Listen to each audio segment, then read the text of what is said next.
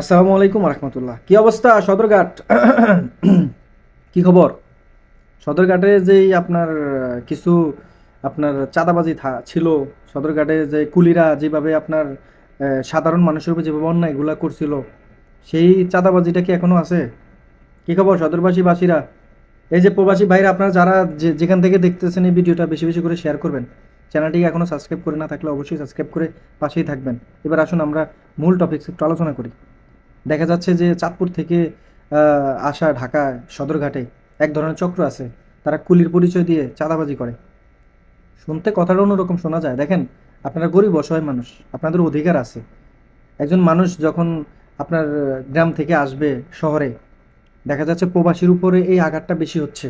প্রবাসীরা তাদের ট্রলি ব্যাগটা নিয়ে যাচ্ছে। কোথায় নিয়ে যাচ্ছে? তারা বিদেশে যাবে, তারা ব্যাগ দেখলে চিনে এটা বিদেশি ব্যাগ। তাদেরকে মিষ্টি খাওয়ার জন্য চাঁদা দাবি করে তারা 5,000 10,000 এমন করে হয়রানি হয়রানি করছে প্রবাসীদেরকে। আপনারা ভুলে যাবেন না যে এইভাবে হয়রানির কিন্তু শিকার হচ্ছিল কোথায়? বাংলাদেশ এয়ারপোর্টে। তাদের ব্যাগ ভেঙে ফেলা হতো। তাদের ব্যাগ, তার লাগেজগুলো তারা ঠিকমতো পেতো না। পেলেও তা খোলা ছিল। কত রকমভাবে তারা কিন্তু মানে অনেক কিছু শিকার হয়েছেন। অবশেষে সেটা কিন্তু সংস্কার হয়েছে। তাদেরকে এখন সুযোগ সুবিধা দেওয়া থেকে শুরু করে মোটামুটি ভালো একটা সম্মানের অধিকারী পাওয়ার জন্য তাদেরকে সেই ব্যবস্থা করছে।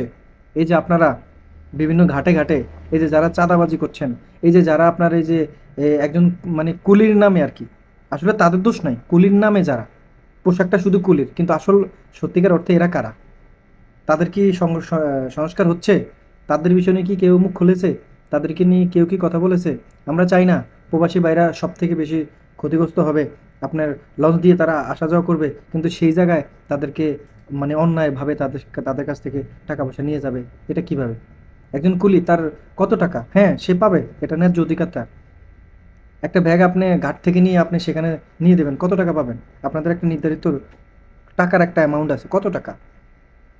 তাই বলে 8,000 10,000 যাতে যা পারতেছেন তাই নিয়ে যাচ্ছেন। আর যদি টাকা না দেয় তাহলে ব্যাগ আপনার লঞ্চ থেকে নামাতে দিবেন না। হ্যাঁ, এখন এখন বলতে পারেন যে লঞ্চ কর্তৃপক্ষ কি কিছু বলে না? তাদেরকে যখন এইভাবে বলা হয় যে আপনাদের লঞ্চ দিয়ে আসাটা কি অপরাধ হলো, কেন আমাদের আমাদের সাথে এইভাবে কাজগুলো করা হচ্ছে, তখন তারা বলে যে দেখেন আমরা তো আর তাদের সাথে আমাদের আপনাদেরকে আমরা নিয়ে আসছি, আমাদের নিয়ে গন্তব্যে নিয়ে আসছি, এবারে আপনারা কিভাবে নেমে যাবেন সেটা আপনাদের উপরে। তারা তো লঞ্চের ভিতরে এসেই মনে করেন শুরু করে দেয়। এই যে কুলি চক্রগুলো আছে, চাঁদাবাজি যারা করছে, এদের প্রতি আপনারা খেয়াল রাখবেন। দেশবাসী যারা এই যে কাজ করছেন, ছাত্র জনতা এবং ছাত্র বৈষম্য যে ভাইরা আছেন, তারা দয়া করে এই বিষয়টা আপনারা একটু খেয়াল রাখবেন। বিশেষ করে এই যে সদরঘাট, তারপরে বিশেষ করে যে চাঁদপুরের যে জায়গাগুলো, বিশেষ করে যে লঞ্চ ঘাটগুলো, এগুলোর প্রতি আপনি একটু খেয়াল রাখবেন। এই যে যারা মানে কুলি নামে চাঁদাবাজি করছে, তারা নাকি সবাইকে হাত করে রাখছে। তারা ঘাটটা কিনে নিয়েছে। তারা এই ঘাটটা কেনার কারণে তাদের হাজার হাজার টাকা খরচ হয়েছে। এই জন্য সাধারণ মানুষের উপরে অন্যায় জুলুম করা হচ্ছে। দয়া করে আপনারা এই যে কুলিদের কাছ থেকে, মানে আমি তাদের দোষ দেবো না, আমি আগেই বলেছি আমি তাদের দোষ দেবো না। তাদের ড্রেস পরে যারা অন্যায় করছে তাদের কাছ থেকে অন্তপক্ষে দয়া করে প্রবাসীদেরকে রক্ষা করেন। কারণ তারা যখন যাবে তখন তারা হাসি মুখে যায়। আর যখন তারা আসে বিদেশে বাড়িতে, যখন তারা পাড়ি দেবে, তখন তাদের মনটা সব থেকে বেশি খারাপ থাকে। আর ওই খারাপ সময় আপনার যখন তাদেরকে কিছু দেওয়া হয়, এই আপনার মনে করেন ব্যাগ, লাকেজ এগুলো দেখলে তাদের সাথে বাস হয়ে যায় এটা বিদেশি ব্যাগ, এটা বিদেশে যাইব, মিষ্টি খাওয়ার জন্য তাকে টাকা দিতে হইব। হাজার হাজার টাকা দাবি করে, সেটা দিতেই হবে, না দিলে তারা ছাড়বে না। এটা কোন ধরনের?